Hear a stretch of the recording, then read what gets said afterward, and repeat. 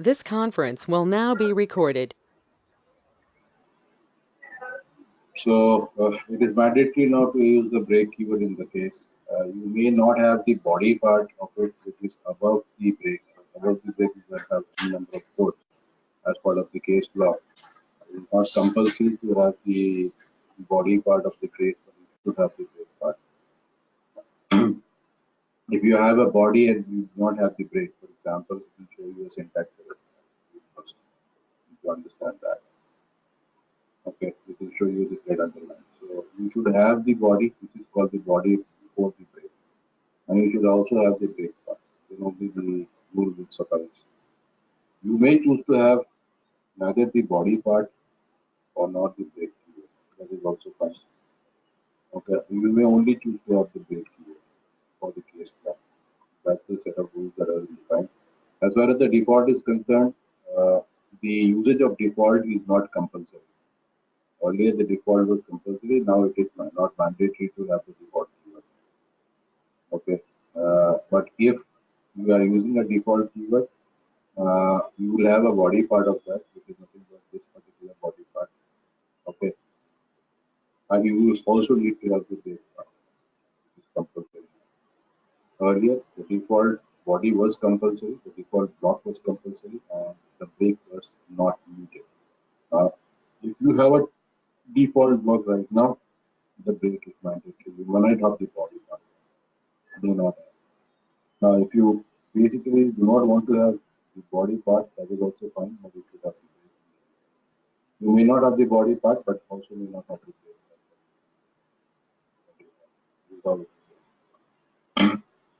No, the brake is mandatory. For a case, the brake is kind of not mandatory if you don't have a bike. You don't get an underline. But for default, at least the brake part. Because if you also comment the brake, you will see a red underline.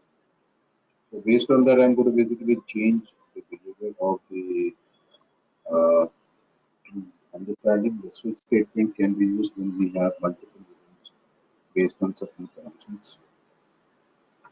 Okay, the difference between switch and if is that and if shift equals can take comparative operators holding value or a function as an argument of if, but in switch we can pass an argument which can only extend numbers to that.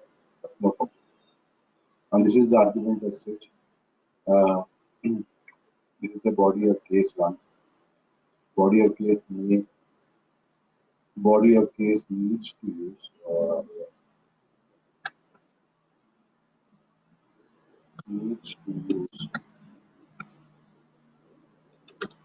needs to use break keyword if they use body. Okay, so and the third part of it, if there is no body,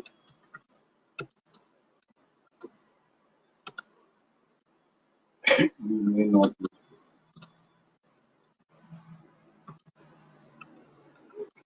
That is now the behavior of the case part. You might have a body of case. Body of case uh, does need needs, I would say, needs to use the break keyword if there is a body. If there is no body, you may not use break keyword. That's the difference in the rule that has started from the latest versions of your computer vision of your Visual Studio. And if you have earlier version edition, 2017 or something, where the internal patch which is released and that gets updated automatically. Right? I will take this part and copy it in all the case points.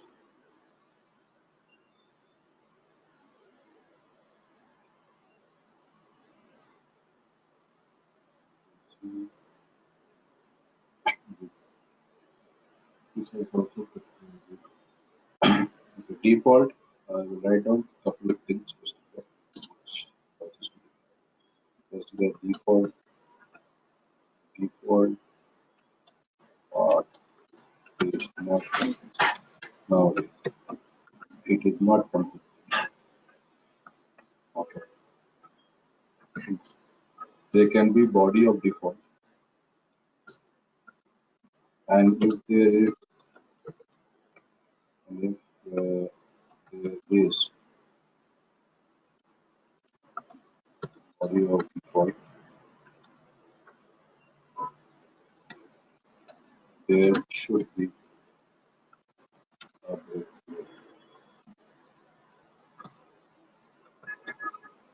Okay. And therefore, if there is no body of default,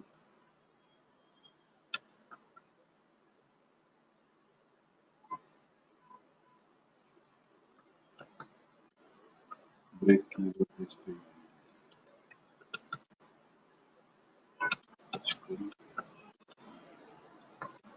That is how it works. And this is predominantly the say the switch statement value, argument value is matched with each case statement. If the switch argument value matches with the case argument, then the body of that case will get executed. If none of the case argument values matches with the argument, and there is a default, because default is not compensated, and if there is the default bot, the default part, the default bot is introduced. That is what I want to add out.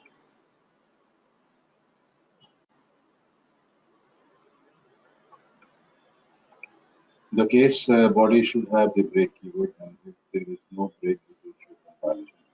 The break keyword has to be as the last. The case body should have the break keyword if there is case body. If it has no break, it will show compilation here. The break keyword has to be last. The default should also have the break keyword, else will show compilation. The body of default is not compulsory, but break is compulsory.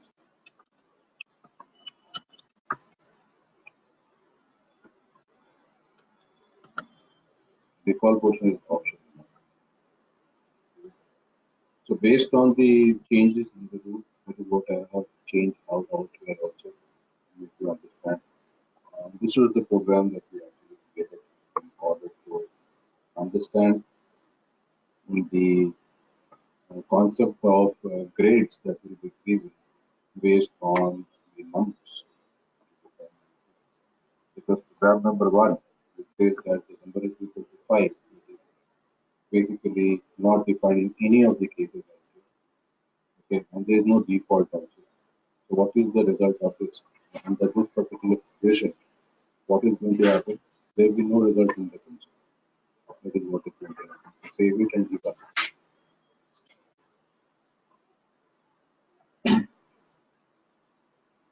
Because right now default part is not compulsory. So there's no default part at this point of time. And none of the case matters.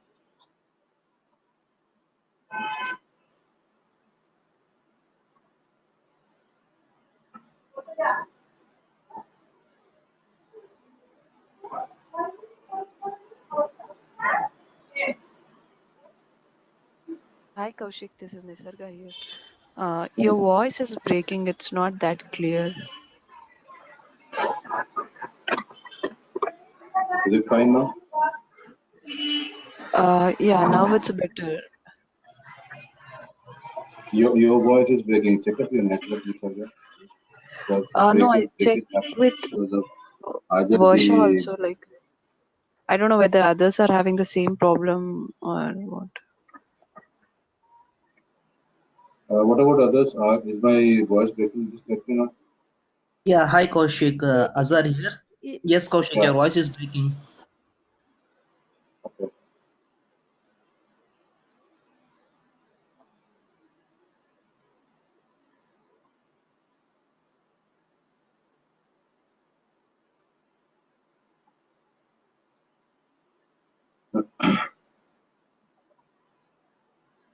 That's good.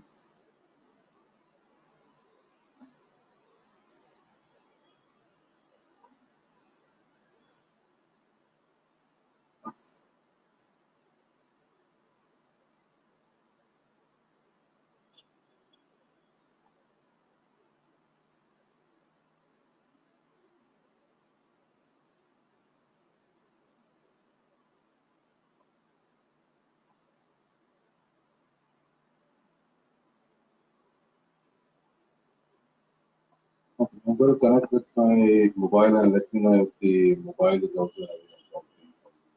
This is a broadband connection cable. Is there a problem? The other network.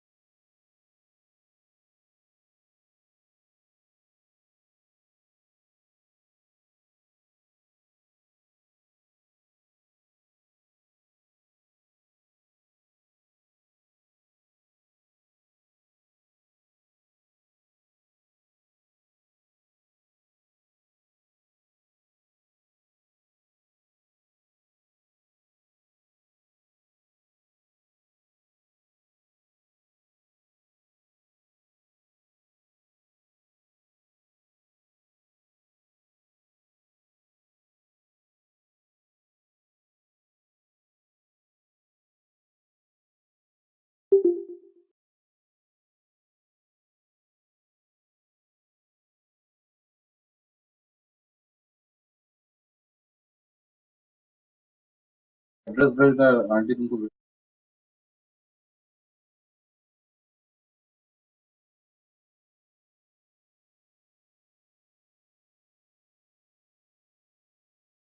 Am I audible now? Is the voice clear? Yeah, now it's clear.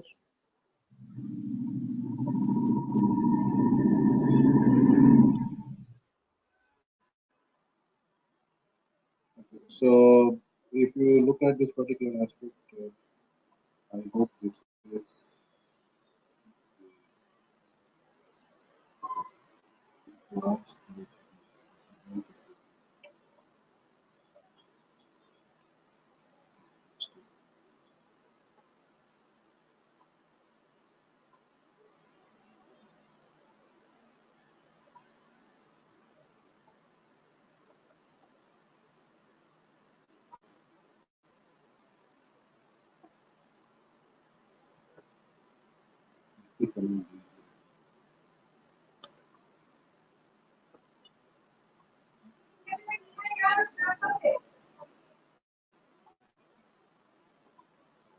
Well, exam this, there will be no cases matching, so, and there's no default.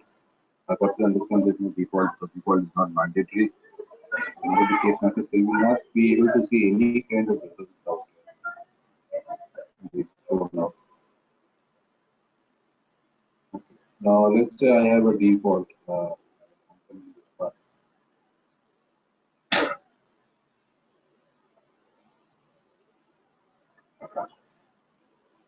And default means you should have the brake. Brake is compulsory.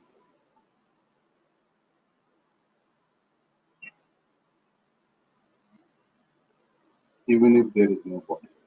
Here, if there is no body, you will not have. Okay. Here, brake is like mandatory. Here also, the default brake is mandatory.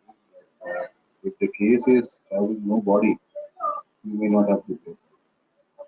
Here, if the body is not there, the brake is still mandatory. None of the case matters. The default will be there.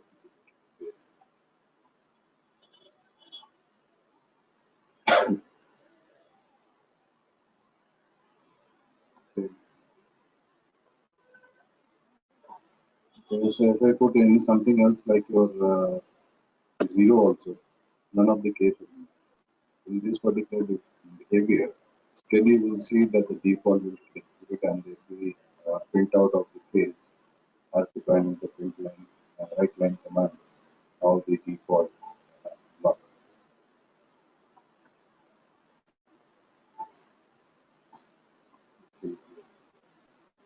So that's the difference between let's not let's say one case matches. This case matches long-term distribution.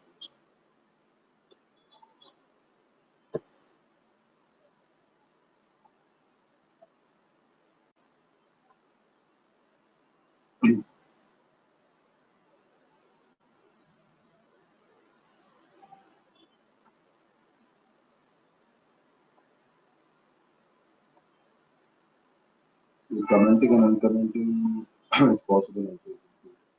Control K, Control V. Here, the commenting part is Control K, Control C. So right now, case one will work. And if there is no body, no breakage. But if there is body, you may only have the break part. But this case matches obviously the excellent part.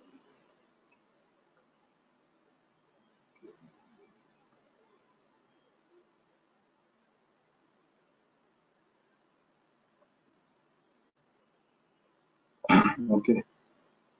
Now you have, so this was passing on a number. But, but rules have been switched.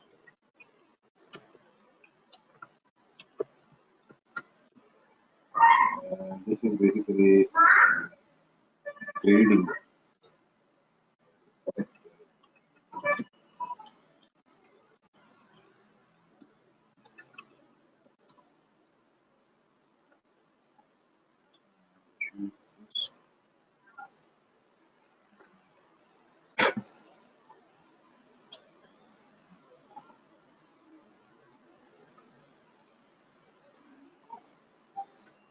This is not now optional. This is mandatory if there is a body part.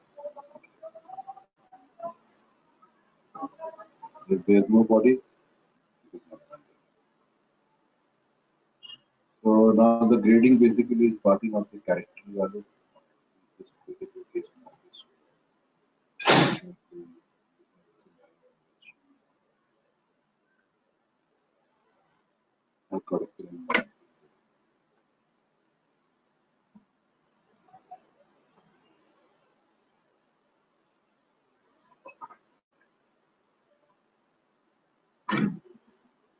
this accident is from the our below.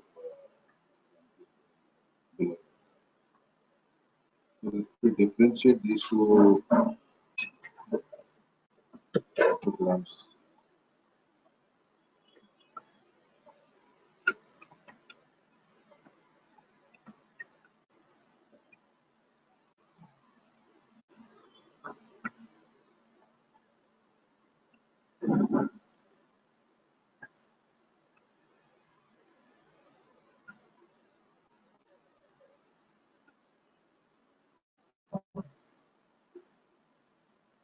so here is the default. Here I will going to create new default.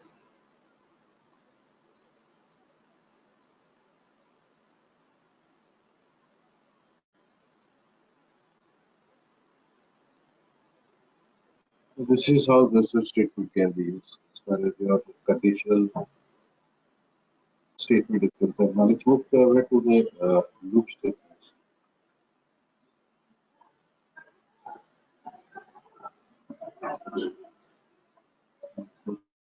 So for that, I will create a new project today.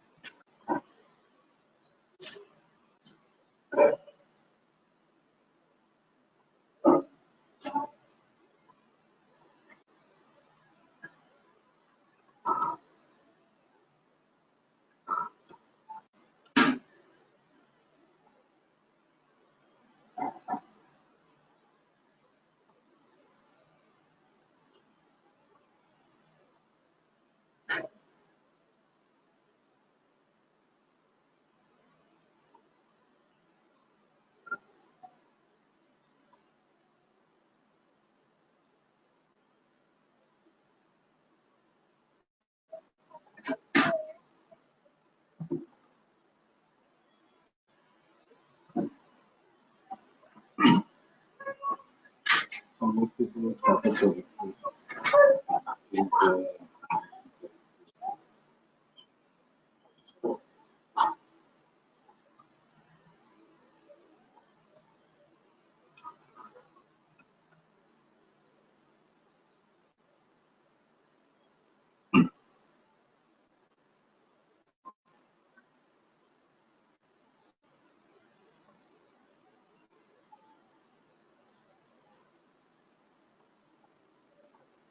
so let's look at first of all the while. Call this as while. Class name is while. I have not changed anything else. You can see that it is still program.js. The class will be the name of the C sharp file. I'm just changing from class program to class. Now, the first thing that we need to understand as far as while loop is concerned, uh, is understanding objects. So, first of all, why would you use the loop statements? Loop statements are used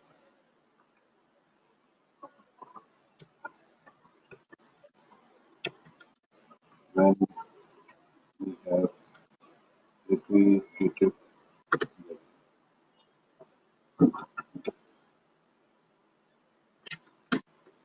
In other words, we can say that. In other words, we can say that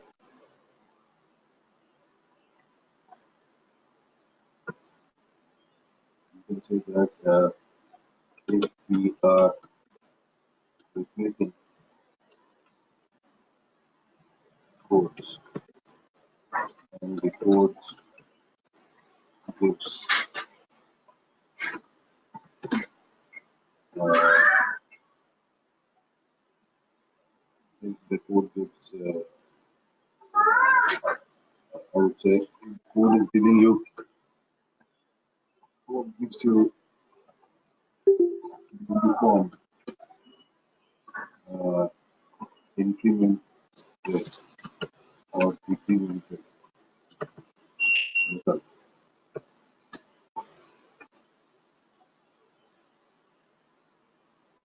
It is better to use the loop step.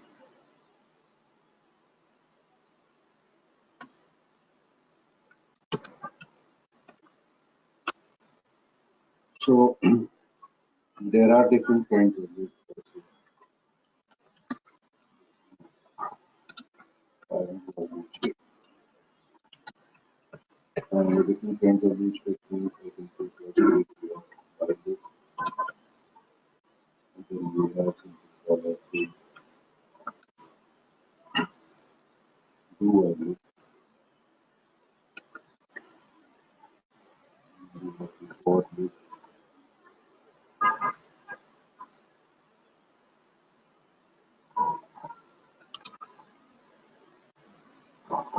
and the idea of the for.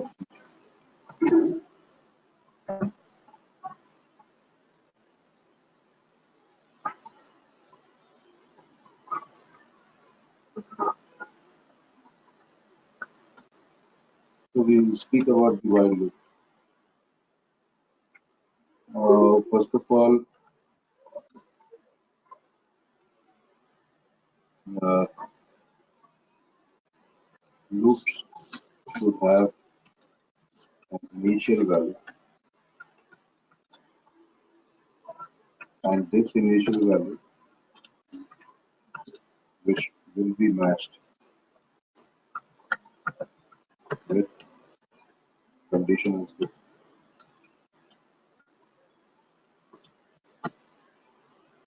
If the conditional statement is Boolean true, loop will execute, and the moment the conditional statement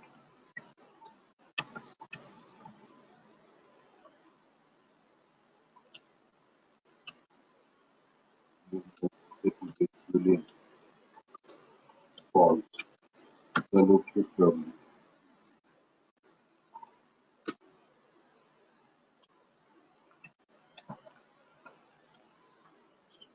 So, so it's a typical behavior that the loop should have initial value, and this initial value is to be matched with the conditional statement. If the conditional statement is Boolean true, loop will execute, and the moment the conditional statement is Boolean false, loop should terminate. Now that means behavior is what? We need to see that the condition, conditional statement should be defined in such a manner that it becomes false, becomes Boolean false after we get the desired. So it should become, so it's a very important statement which I am telling you. So if you're not understanding, please let me know. I'm saying that we need to see that the conditional statement should be defined in such a manner it becomes Boolean false after we get the desired result. And it is required to have Boolean result as false for the conditional statement in order to terminate the loop.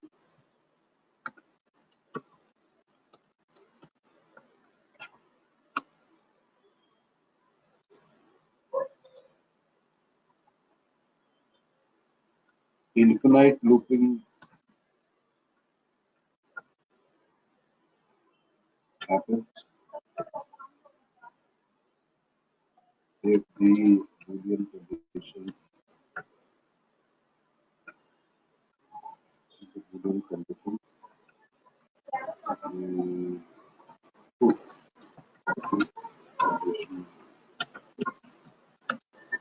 and that is not true. Infinite looping is not.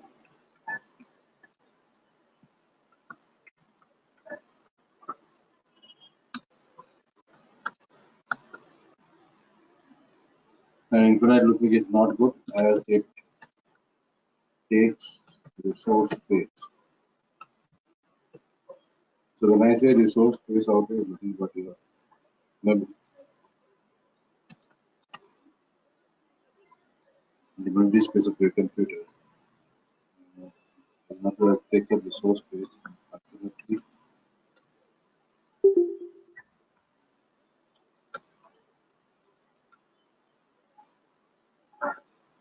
eats the whole resource.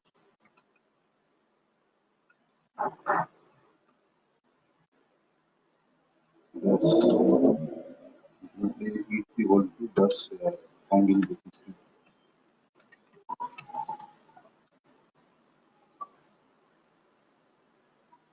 So that is why you should not this is a general physical behavior of loop statement.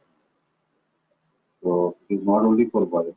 It will generalize statement as well as any loop statement extension should have an initial value. The initial value which we map is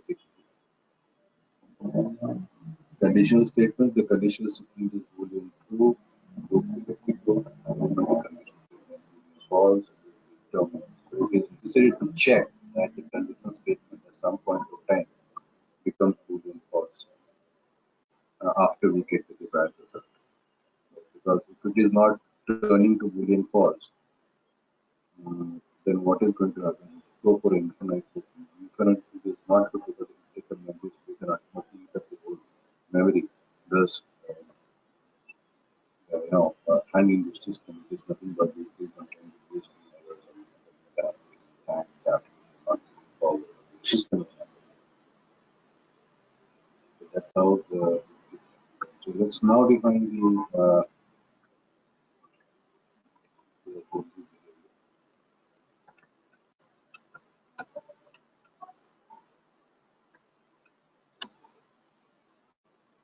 let's now define the value. The first thing I would say that have you ever thought of that when I will use a while loop, or when I use a do while loop, or when I use a for loop? So let me tell you the while loop is under situations when we have ambiguity in understanding how many loops the program. So while loop is used under only those situations when we have ambiguity. Ambiguity means also confusion in understanding how many loops the program. That is where we loop. Because of this reason, because of this ambiguity,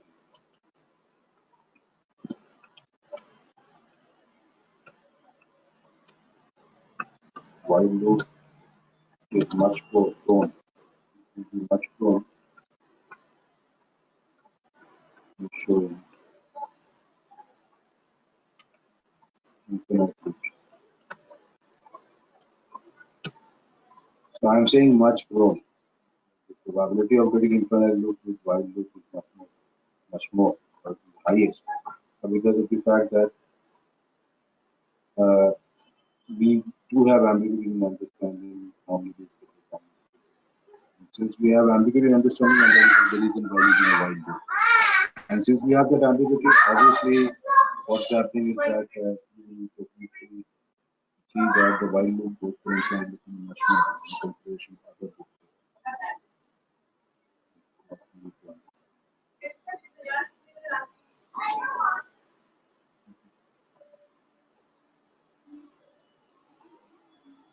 So let's do one particular thing.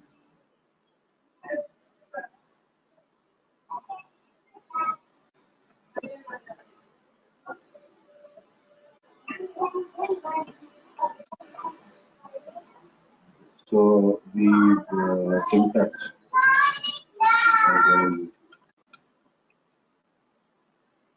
the syntax available, there is a while we have the argument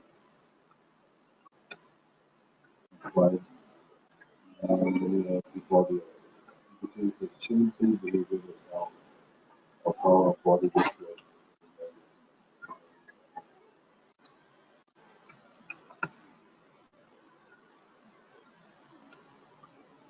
And also write down that there will be initial statement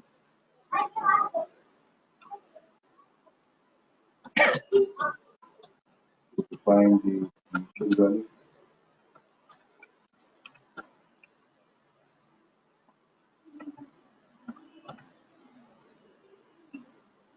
And I can define the initial value also.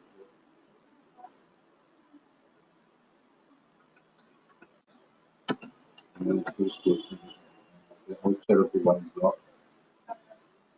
So there will be initial statement to define the initial value. The Roman 1.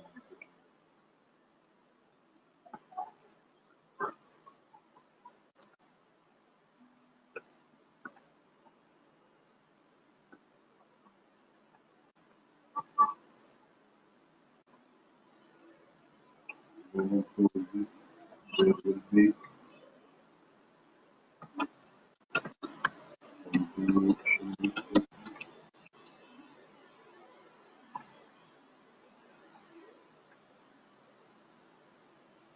So this argument is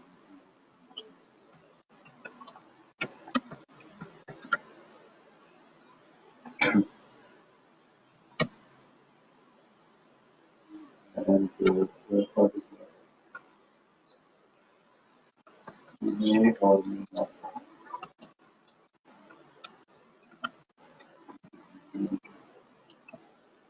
implement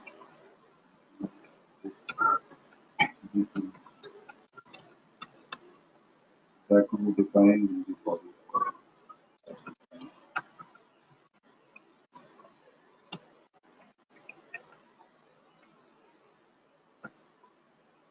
of the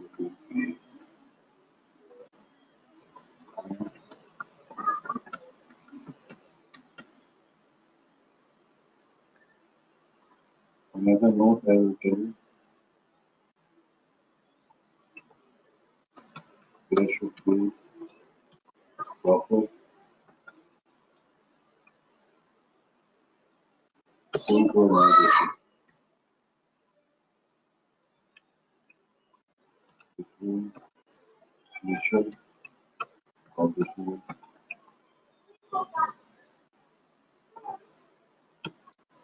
and implement or decrement to get the desired result.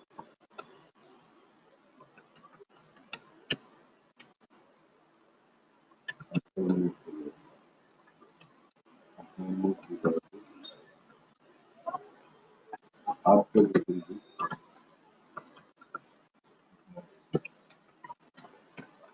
that's a very important principle which will hold true for 2, 1 and 4.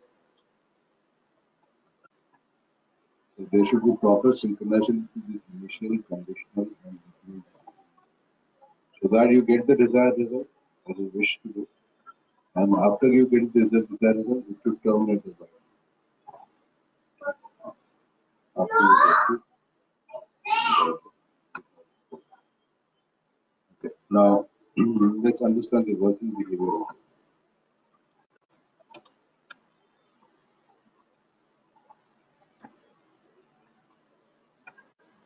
First, for the for the first loop to work, first loop to happen.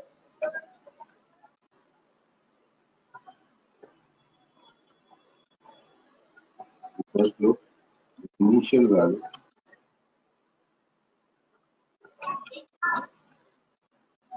is checked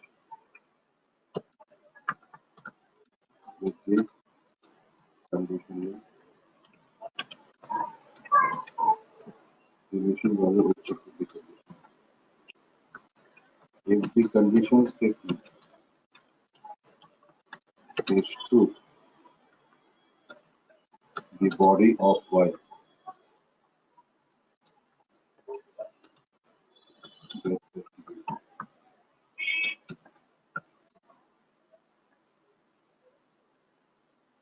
And the body of Y will contain anything, including the increment.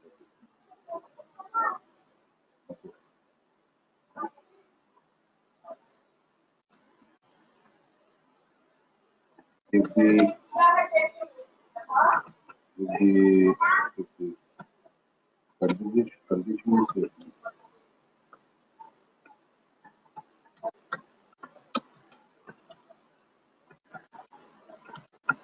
is Boolean false,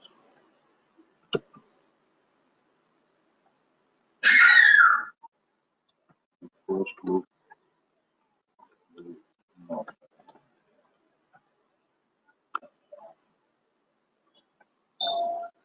Third point is that for subsequent loops,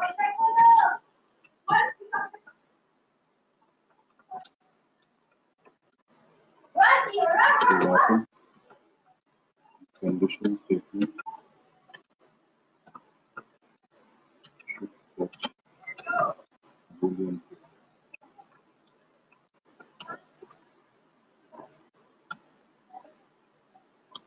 Otherwise, the while loop will fail.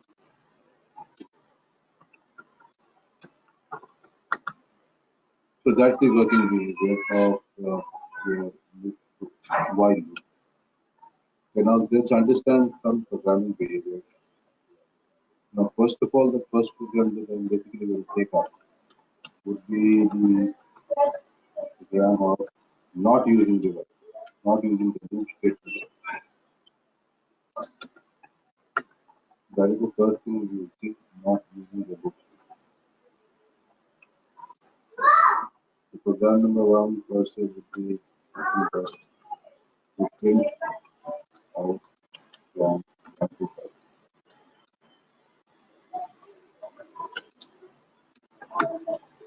So let's do the particular analysis.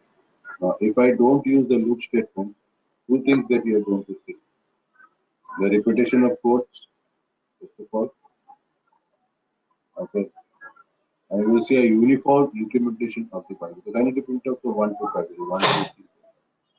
So there will be repetition of code because I'm not using the loop statement, and there will be uniform implementation of the data. Uniform implementation means not is nothing but as far as this program is concerned, it means it will print out 1, 2, 3, so in steps of one. There is a uniform implementation from 1 to 2 to 3. That is what uniform implementation means. So let's basically I have to define a particular variable. Start with 1. I have to basically do a print out of this. So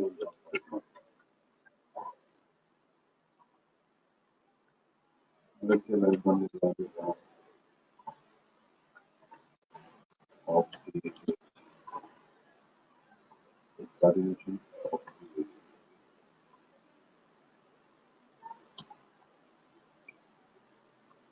So this will basically print out what? This will print out 1. I have to print out 1 to 2.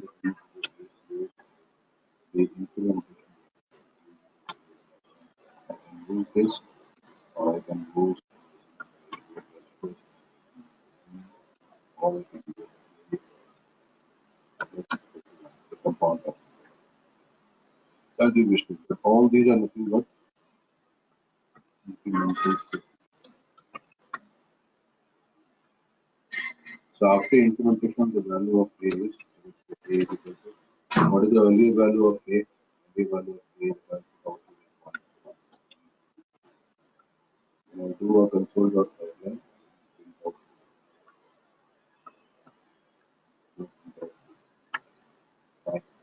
then it has printed out 1 and 2, 3, 4, 5 is so I have to basically use this code here.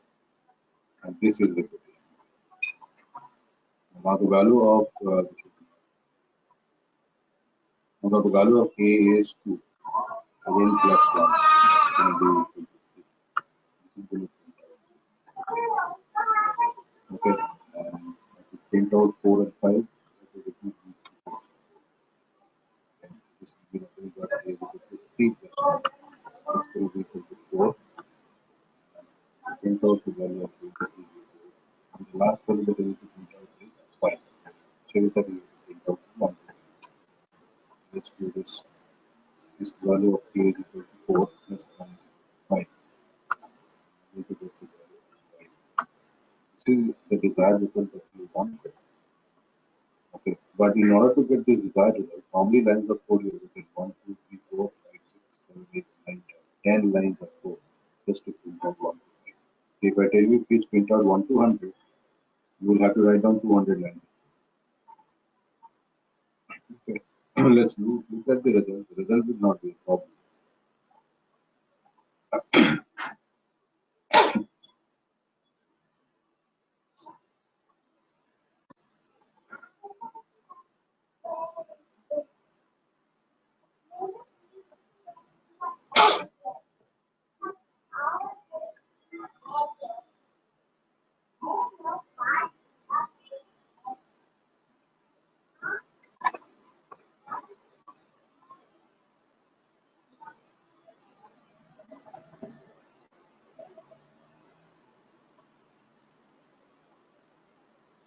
So I'm getting the desired value. But the problem, I'll tell you what the problem is here. Problematic area is you are writing 10 lines of code just to print out one result. There is repetition. Every time you repeat the code, it's taking this space. You're actually, wasting on this space. And the last point that I can say is that more number of codes is equal to more complexity. I don't know how many guys are engineers out here, and whether these at this point of time, since I think most of you have passed out a couple of years back, I don't know you have read about the Macabre's complexity. Macabre's complexity is a theorem which I have been taught in engineering, which states that when you use that particular formula, it will give you the complexity of the program. Now, remember one particular thing, the complexity of the program is directly proportional to the number of codes. So here, if you look at the number of codes are 10, so just printing out 1 to 5. So obviously the complexity of the program is high. So when I say complexity of the program, what do you mean by that? It means if you have some problems in this program, the debugging becomes a headache. Because more lines of code means you have to debug each and every line. So what is the result of each and every line?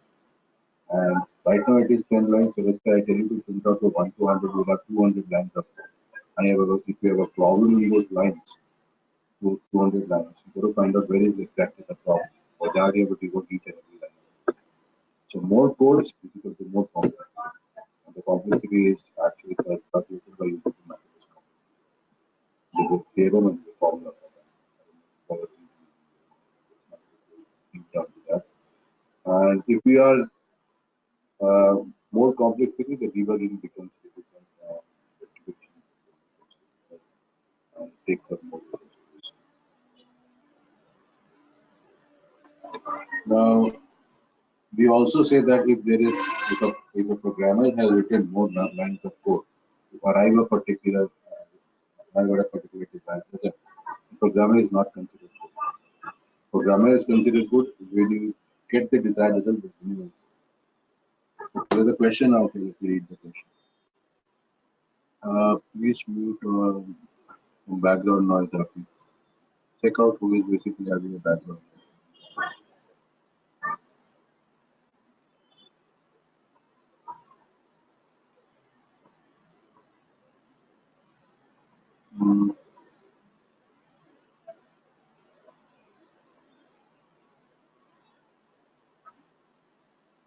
Okay, let's go ahead. So this is the problem with the code. You're getting the desired result. In order to get the desired result, you have more lines of code. More lines of code suffices to the fact that the complexity is more. If the complexity is more, it suffices to the fact that the coding becomes difficult and rectification. If we have more lines of code, you are not considered. Now, as far as this particular coding behavior is concerned, you will see the repetition of code. How many times it is repeated? 1 time, 2 times, 3rd time, 3 times repeated. And if you have repetition of codes out here, obviously you have to understand that this will be a typical scenario for a loop state. 1 minute.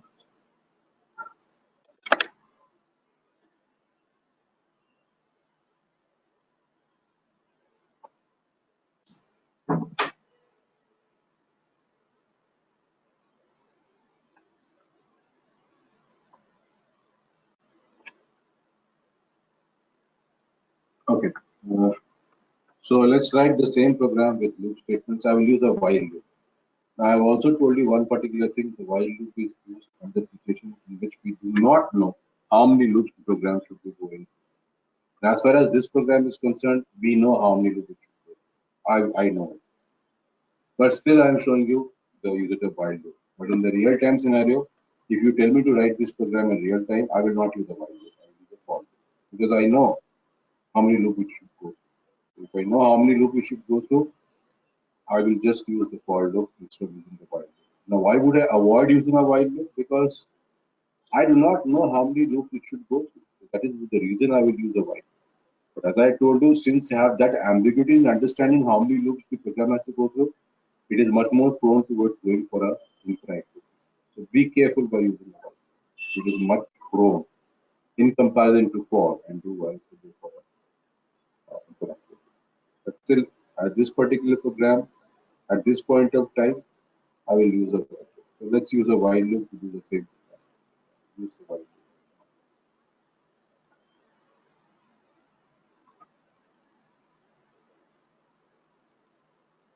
I'll differentiate the result first.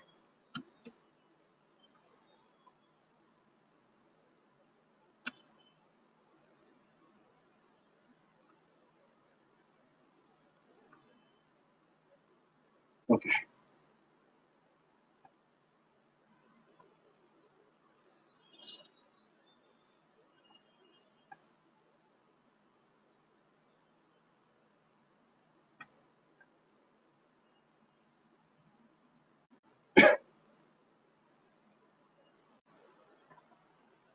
Using the loop statement.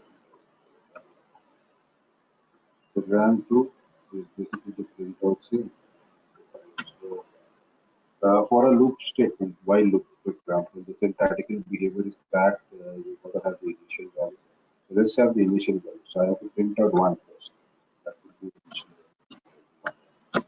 So this is considered as the initial.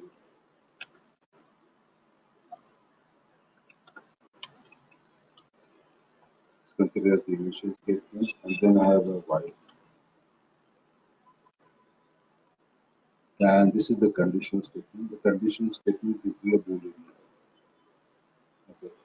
Now the condition statement should be defined in synchronization with the loop statement. Okay. And so that you get the desired result, and then after getting the desired result, the while loop should turn. So what should I get? This should be less than equal to 5. Can I give that? Yes, I can give that. Why? Because the initial value will be checked with the condition. What is the initial value of 3? 1 is less than equal to 5. That is the first condition being checked. And this is Boolean true. So that this particular comparative operator is concerned, I'm basically saying that this is Boolean. Boolean true. So if it is Boolean true, what will happen? The compiler will go inside the while body. So that is what I have written, that for the first loop to happen, the initial value is checked with the condition statement. The condition statement, the body of while loop getting. Whatever is the body of while. So let's write down when it goes inside the while loop. I wish basically for it to print out the value of b. So value of b is plus b. Okay. Now, if I, let's for example, so I leave it at this point of time. I leave the result, I leave the program at this point of time. Like this. What is the result that you expect? Want the result control itself to run the results.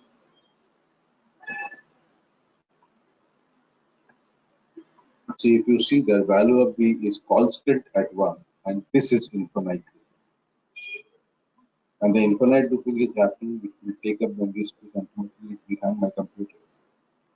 And this is infinite looping, which is happening because there is a desynchronization between the conditions and the logic that you have created. That is why there is infinite. The value of b is 1 for each loop. And infinite looping also means at no point of time the conditional statement is becoming false. You have to terminate it. Okay. So what is the problem with this? At no point of time the conditional statement is becoming false. That is why the value of b always remains 1. And since the value of b always remains 1, the conditional statement always gives you a Boolean statement as true. And since it is giving true, it is going inside the body of while infinite number of times and printing out the value of b is 1. This is a typical statement make you understand this is infinite.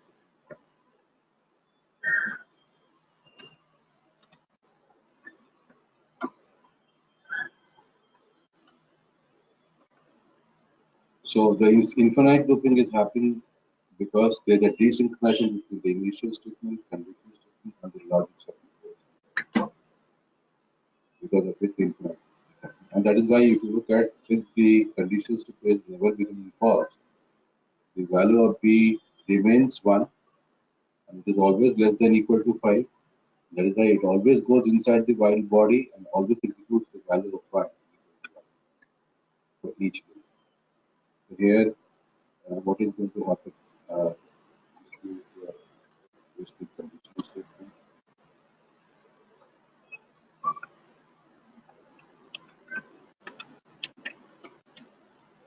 So above, the value of B remains 1 and the condition always, and that is why this is one behavior pattern. So if you have an infinite loop based statement, there are two ways to rectify it. One rectification is rectify the logic. The other rectification is that I don't know how to rectify the logic. I will comment it. But if I don't comment this out, I will not be able to compile the rest of the code which I can. But at this point of time, I will not rectify. Now let's go to the next behavior of this.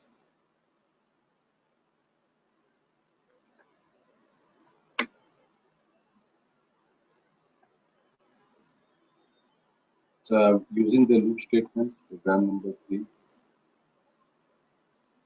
still printing out the value of 1 to 5. I'll show you other behavior of getting it. Why would I get again? Let's see. Okay.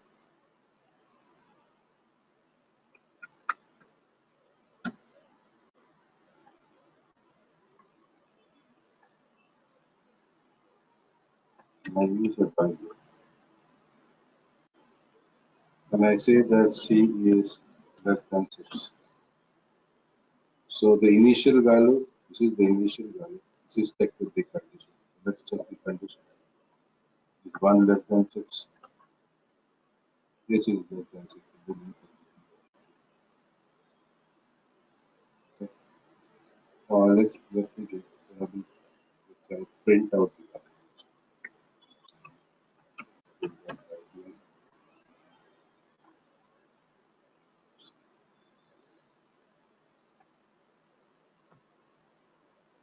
So this will print out the value again of C equal to 1, and this will never become finite. It will never become Boolean true. Make it as a finite. So I told that I'll show you another way to do it. So I will change the condition.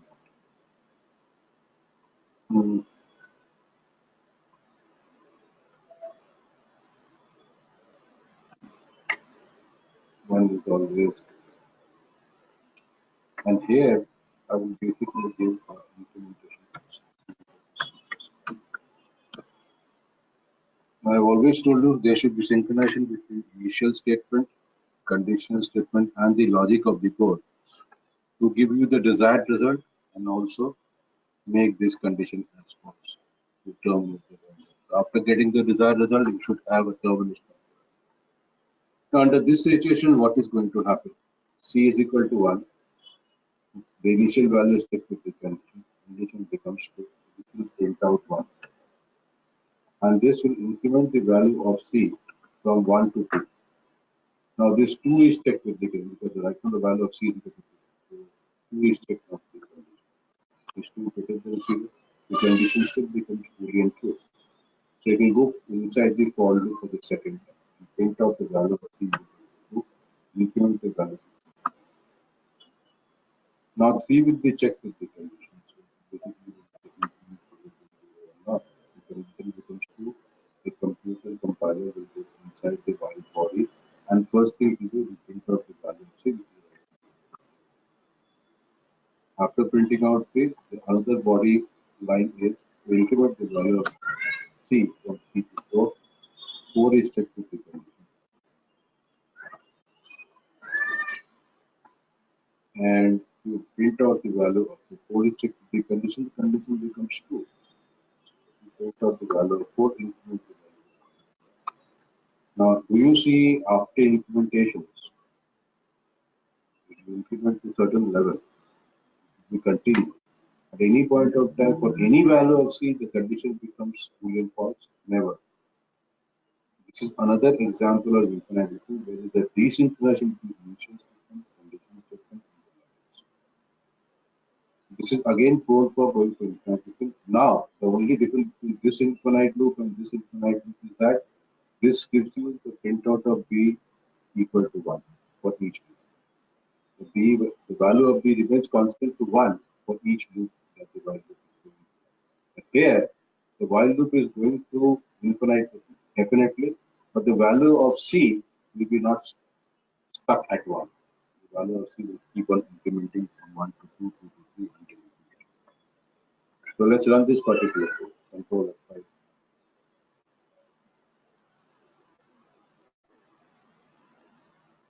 Now here you see C value is incrementing. At no point of time the condition is false. Everything is greater than 0. It's infinite. I have to terminate it. Okay. This is another example of infinite looping because of desynchronization between initial statement, conditional statement, and the logic. So either I have to rectify my deed, rectify the logic of the code, or I have to comment it. At this point of time, I'll comment it so you can look at it. Okay. Now, what is the exact program you should have? That I will show you. But you get the desired result, you do not get it. I will introduce one. One loop. You should define the conditional statement right now. The conditional statement is that B should be less than 6. Then you control that pipeline.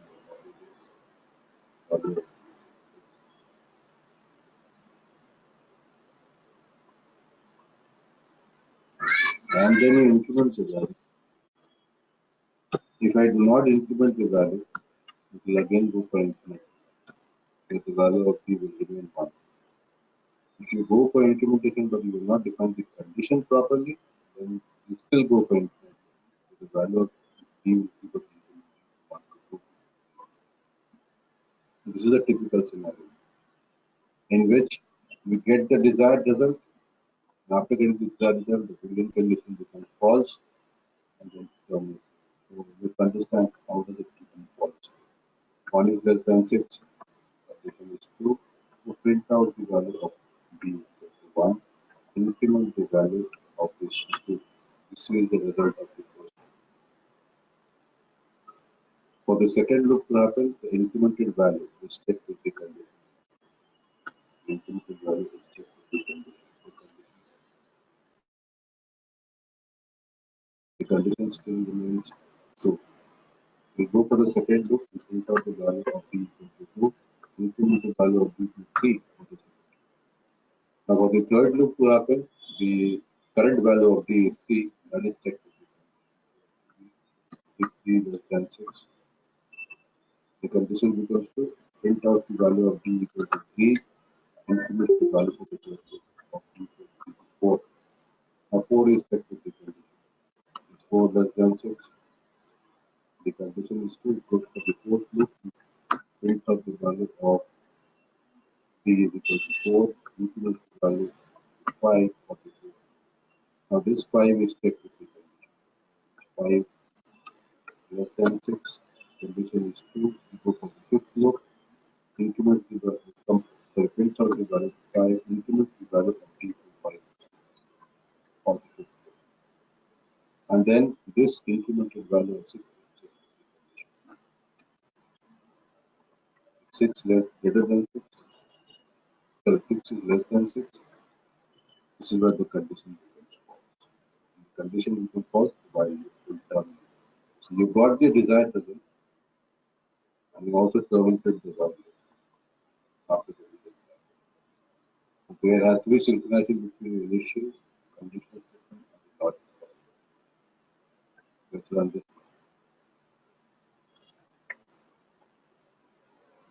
and I get the result.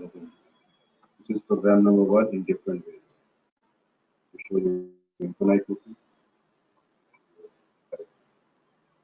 and to show you also without using. So let's go to another program right now. So for example, this is the program.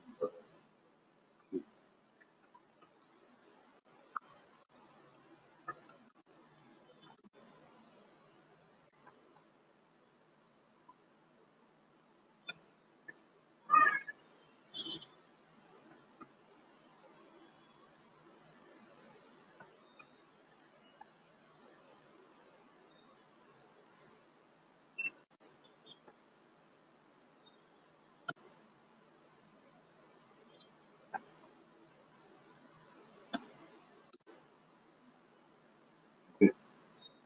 Let's say I'll tell you to print out from 1.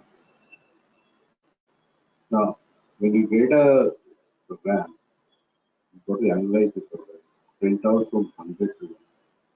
You have to start from 100 and then go decrements to 1. So what are the initial values that you have to keep in 100 to 1? The initial values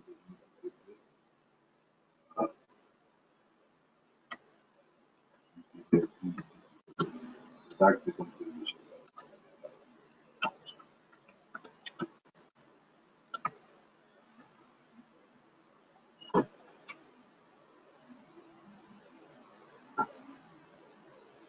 So this initial value has to be kept.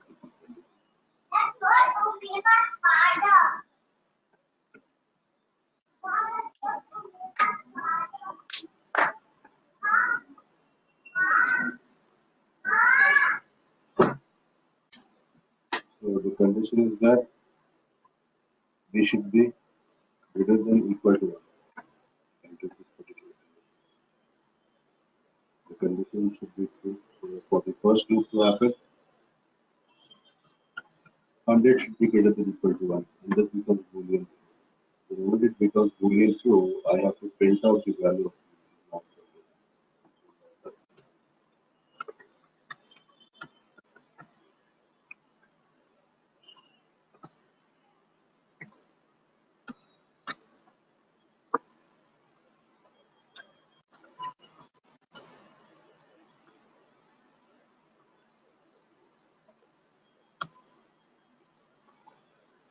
And if I don't have a increment or decrement statement, the value of E will still remain.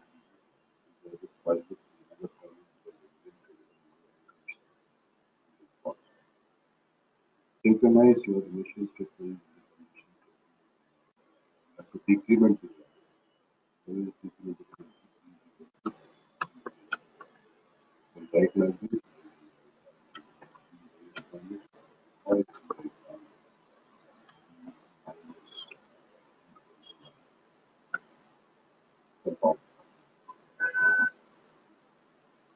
now what will happen? So for the first value of E equal to 100, decrement the value and then 99 is checked.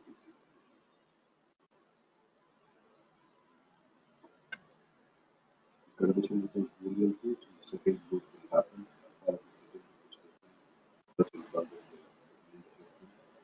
Print out 99, decrement the value. Calculate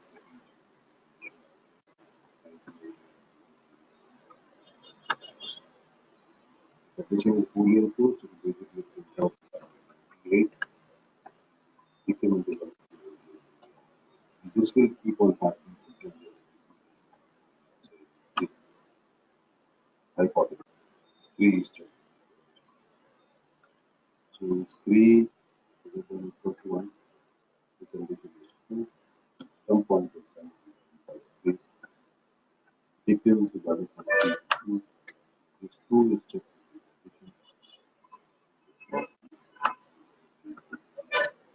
Still 2, so as far as the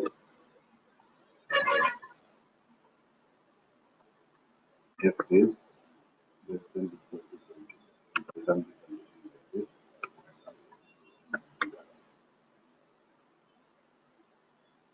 So which means we got very one is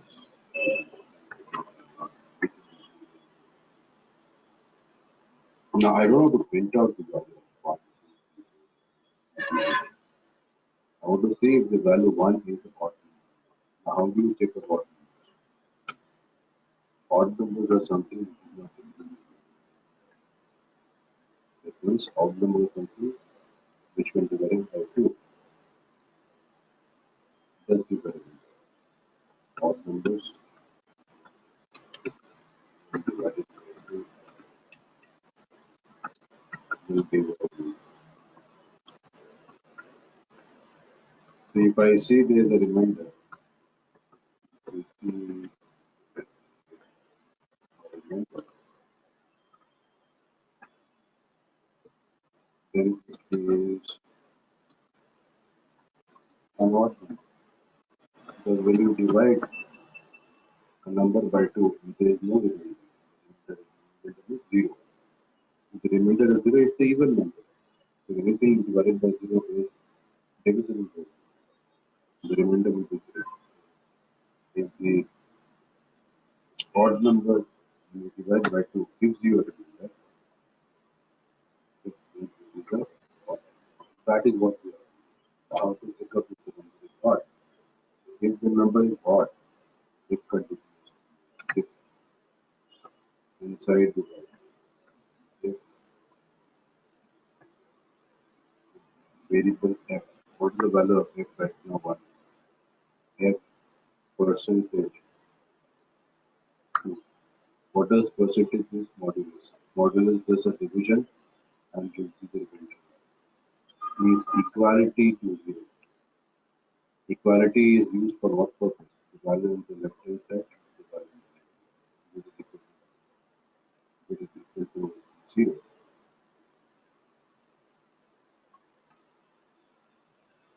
Mm, it's not equal to. Remainder should be not equal. If the division reduces remainder, the remainder should not be equal to. Then it is not.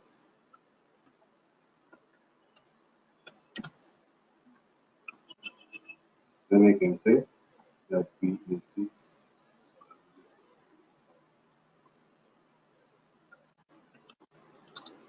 or the value of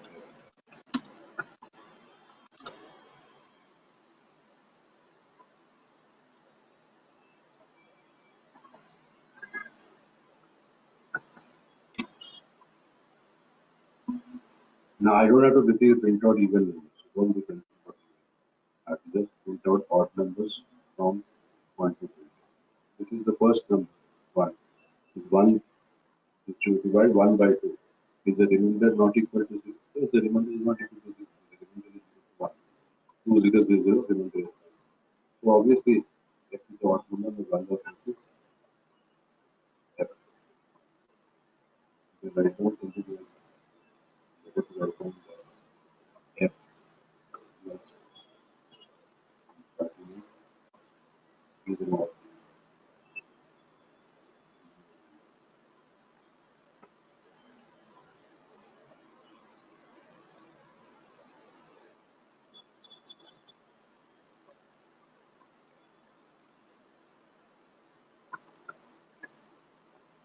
Okay. Now, if I leave it at this point of time like this, the value of f is remain 1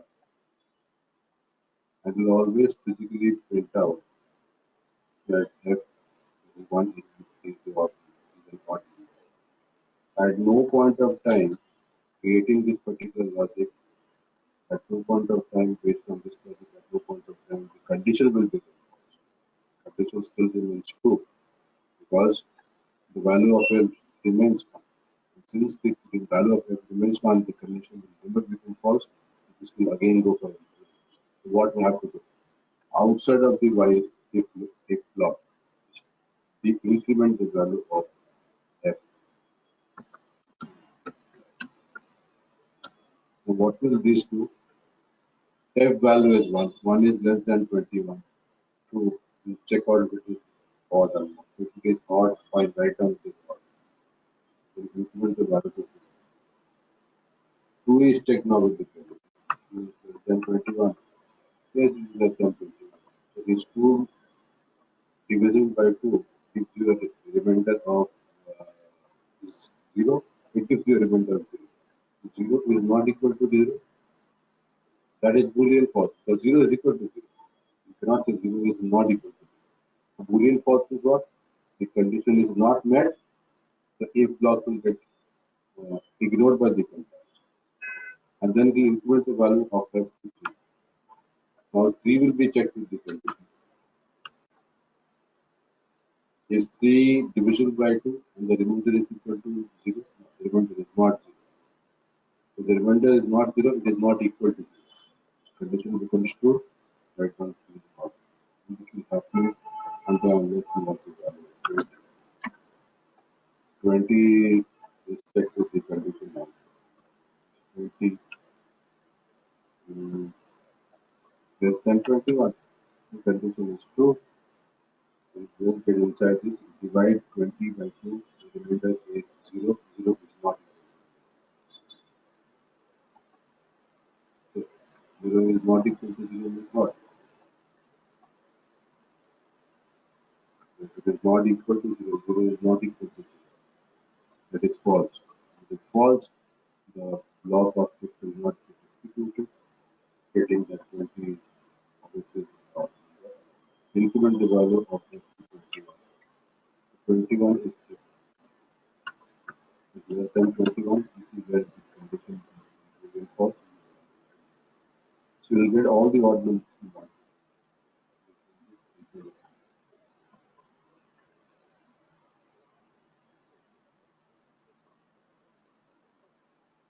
1, 3, 5, 7, 9, 11, 13, 14, 15.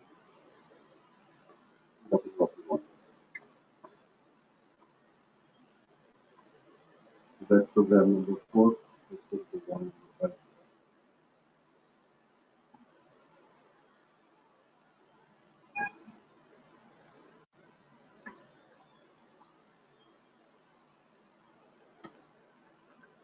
5. Basically, like to print the summation of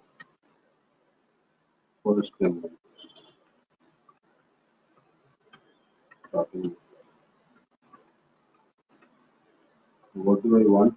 First of all, summation of first 10 numbers. Starting with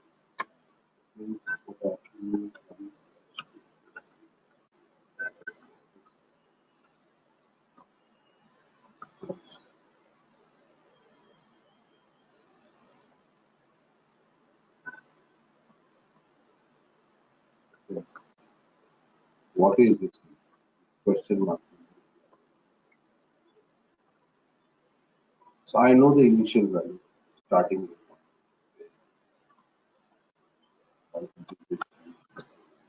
That's it.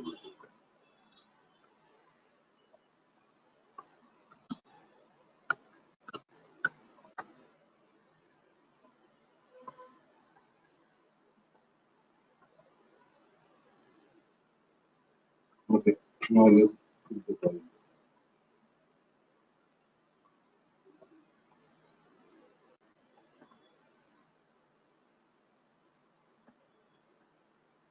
First 10 numbers. 1, 2, 3, 4, 5. 1, 2,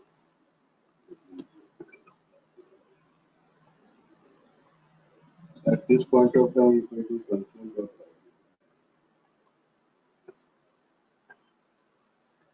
what is the value of G?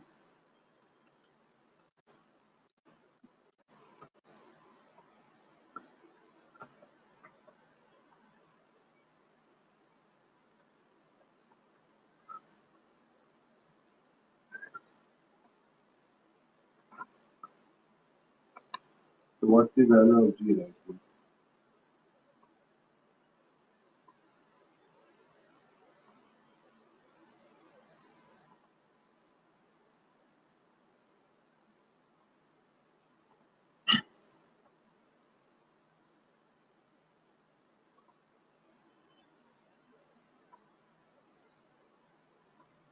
So what's the value of G?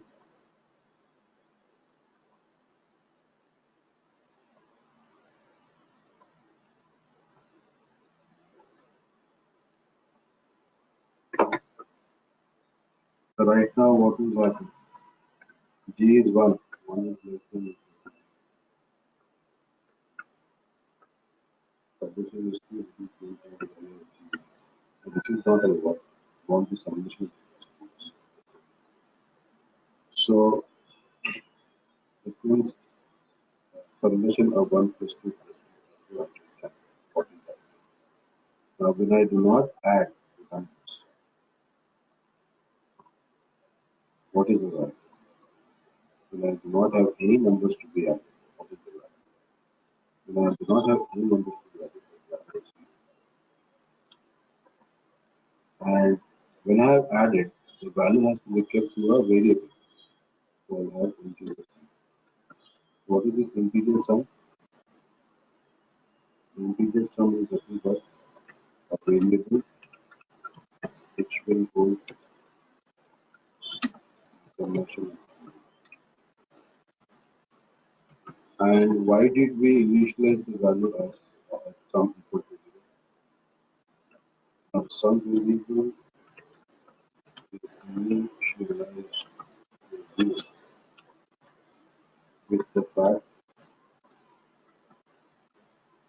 that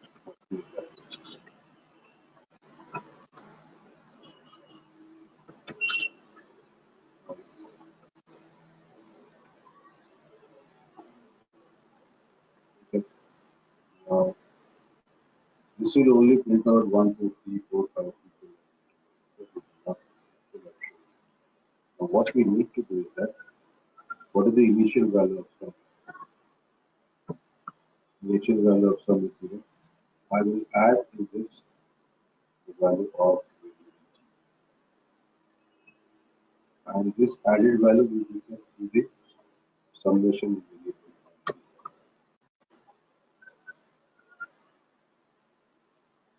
Done. And then I want to print out the value of sum.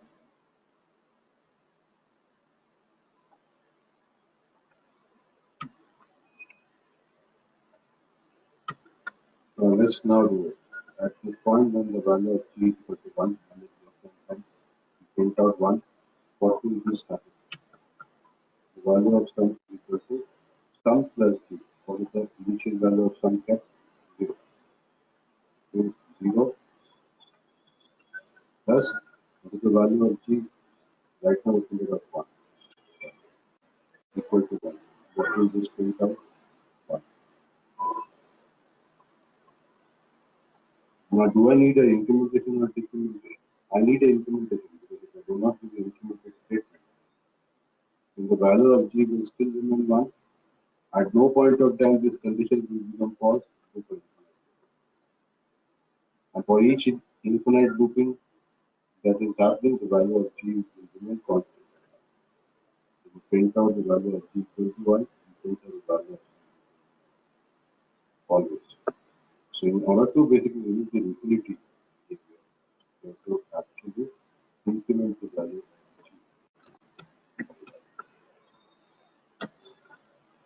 So for the first loop, 1 is less than equal to 10, print out the value of g. Sum is equal to the initial value of sum plus 1, which is just printed out. 1 print out the value of sum 1, increment the value of g. Now 2 is technically condition is 2. What is the value of g printed out right now? 2. Now what is the value of sum? The earlier value of sum printed out was 1. I'll take that 1 from the memory. What is the current value of g? Now right now we printed out 2. Equal to 3. Current value of sum becomes 3 from 1. Increment the value of g. Now 3 is checked with the condition. 3 less than equal to 10. Condition is true. Print out the value of g is equal to 3. Now what happens to sum? Sum is equal to what is the earlier value of sum printed out? 3. 3 out here. What is the current value of g? 3. 3 is equal to 6. And that 6 will be printed out. Increment the value of g from 3 to 4. And this 4 will be checked with it.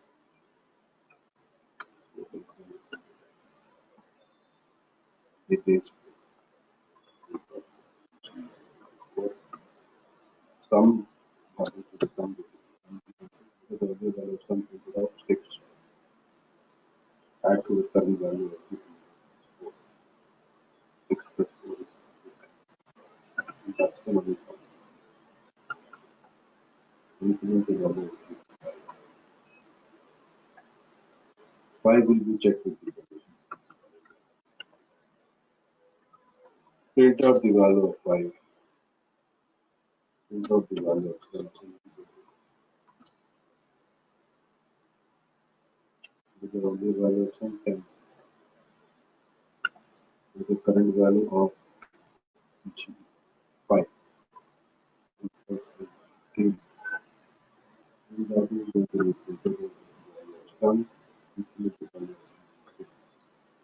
And 6 will be checked with the condition is true, so we print out 6. Now what will be the summation value? Sum will be equal to what is the earlier value of sum? 15. What is the current value of g printed out? 6. 15 plus 6 is 21. So 21 is going to be include the value of 7 is checked with the value of g is equal to 7. Condition is what is the earlier value of 10? 20. Current value of g is it is going to be include the value of g is equal to 8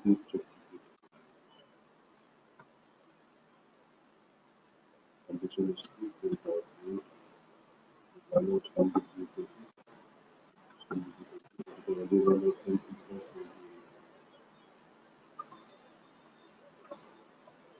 to 28, and the current value of g is 28 plus 20. That is going to be increment the value of g to 3. Now we check the condition is true, condition is equal to value of sum is 32. That is 36, the current value of g.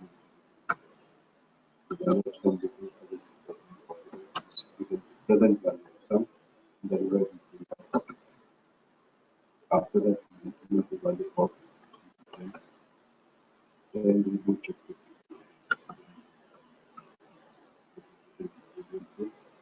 Without sum between and the value of sum is 45 and value of g is 10,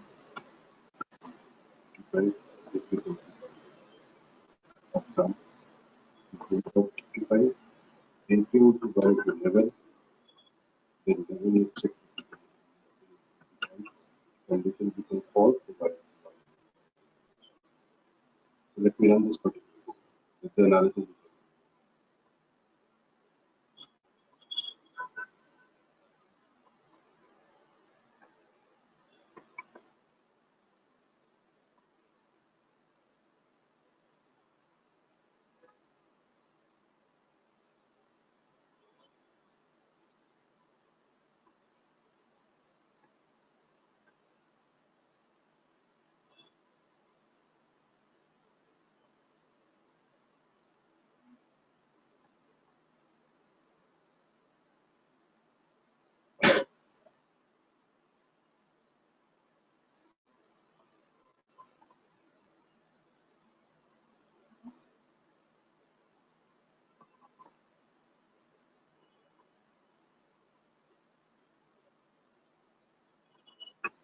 So you see the final value of summation is 55. But since I have put the value of g and the value of sum as part of the while body, for each loop you are getting the value of g. Value of g is 1, sum is 2, a is 2, 3, 6, 4, 10, 5, 15, 6, 21. Value of g is 7, 28, 8, 10. And that is what we actually put analyzing. So what I actually leave it in this way. I did not need the value of g and sum for everything. So just to make you understand how it is working. I only wanted the final value of this summation, which is 15. So what will I do? I can comment this, I can comment this. Now in the memory, there is a value of sum already there. What is the final value of sum? So it got terminated 55. That is already kept in the memory. So when the while loop terminates, you can put console.write.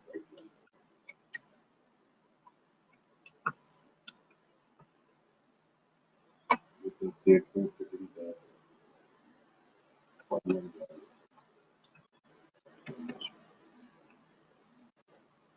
Yes.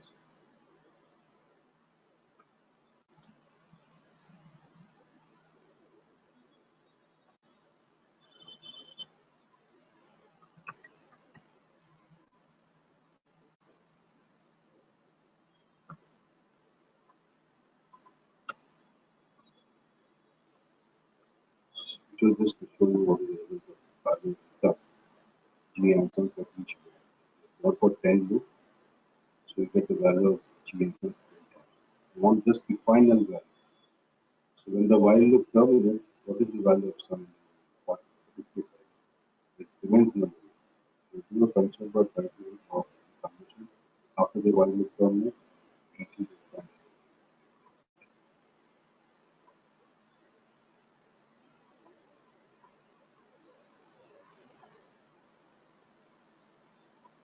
is a 55. So if we ask you a particular question, please tell me what is the final value of G. Can somebody tell me what is the final value of G after the y and x?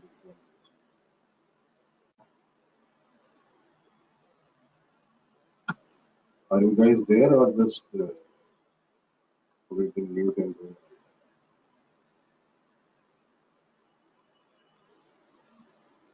Am I audible?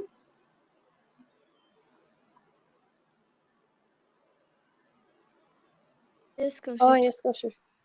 Is it 55 also? Final value of G.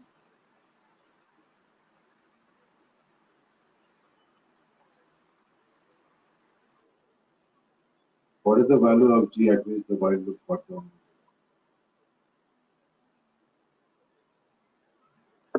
For the 10th loop, the G was included to 11.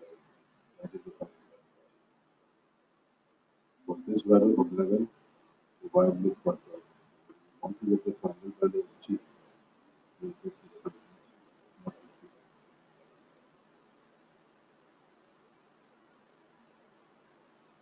At this value, the while loop. And this is also considered as the power of the right line. The power lies in the fact that we are using. If you're using these two values inside the value, it will give you the value of G inside the value.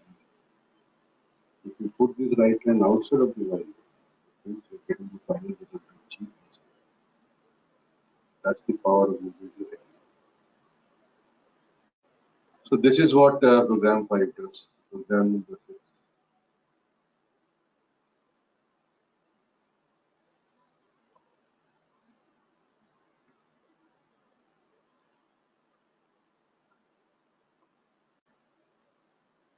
To print the multiplication of those 5 numbers.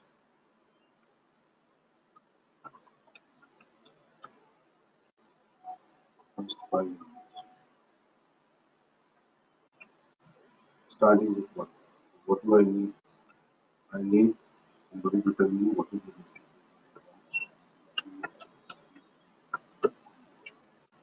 What is this question? I know the initial value. I can give the condition also.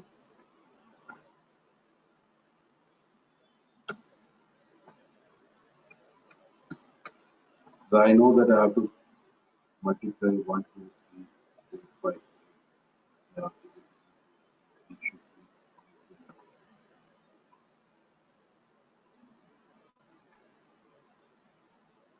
be. If you want to get the result of age for each row,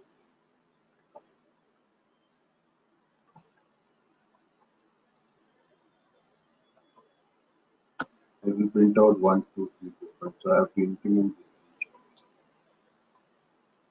this to get the value of age plus plus. This will actually print out what? Print out value of 1, 2, 3. At this point of time, if you have it,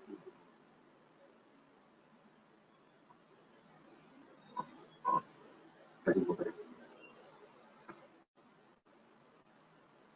So what I need to do, when I do not multiply the numbers, what is the value of, when I do not multiply the numbers, what is that value? So what is the value when I do not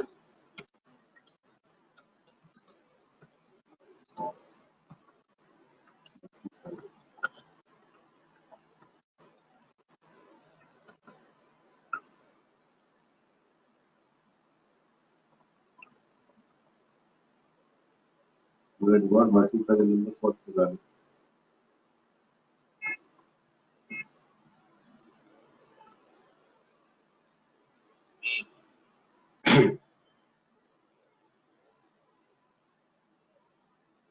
When I do not multiply the value, the number cannot be zero. Because understand one thing, when you multiply anything, you replace it with zero. When I do not multiply the value,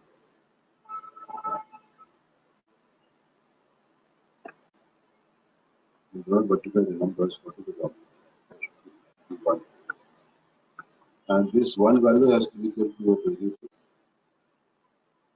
I'll call this as null, or initial value. This null will be infinitely multiplied. The initial value is 1, not putting 0, because anything multiplied with 0. Second thing is that you print out the value of h, that is fine. I actually want to multiply it with null is equal to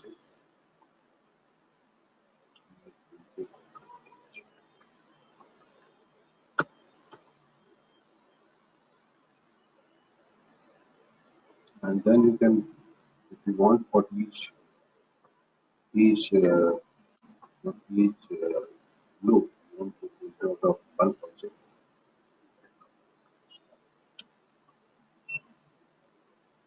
So what is 1 into 2 into 3 into 5? 1 into 2 is 2, 2 into 3 is 6, 6 into 4 is 24, 24 is 48.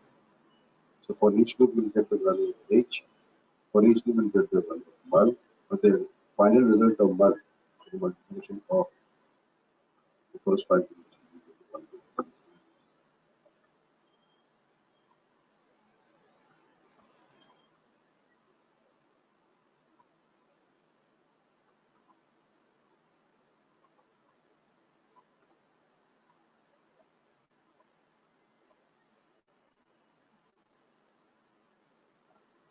You get 1. But I don't need the multiplication multiplied value for each loop. You need the value of h. What I need to do is that have to come in each. I just need the final value of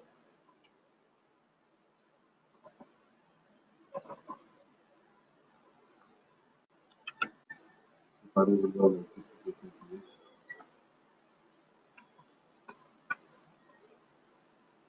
Now, so what is the final value of multiplication? 120. So after putting 120, the value of h is incremented to 6. And the 6 is checked for the that is 6 less than equal to 5. That is 12 minutes. But finally, the value of multiplication is 120.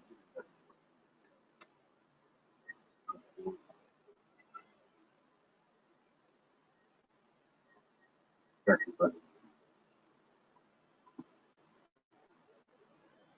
I think this is how while loop has to be used. But these all programs will make you understand that how many loop you have to do. So in the real time scenario, if these kind of programs were given, I will not use a while loop. I will use a for loop. Why a for loop? For loop is generally used when you know that how many loops the program should do. That is where you use the for loop. And that is the difference between using a for and a while. While loop is used most of the time when you do not have an understanding how many loops you could have before. If you have an understanding that this is the number of times I will have to go as far as loop is concerned, I will use a for. And that is because of this particular reason, for loop goes for an infinite within much lesser amount of time than your while. Because in for loop, we don't have ambiguity in understanding how many loops we should do. But I'm also not saying that for loop will never go for infinite loop. For loop will go for infinite loop, but the probability of going for infinite loop of for is much lesser than the probability of a while loop going for infinite. And the probability of while loop is more because they are generally used when you have ambiguity in understanding. Okay, so when we take tomorrow, I will basically complete the rest of the loop statements. Today, I just took the while loop only because I wanted to tell you that how it works for the people who are learning for the first time. How do you get an infinite looping? Why it is important to not have infinite looping, and certain different programs. Tomorrow, when I take, I will tell you the working behavior of do while and for, and uh, I'll finish it off. Any questions? No questions, Kaushik.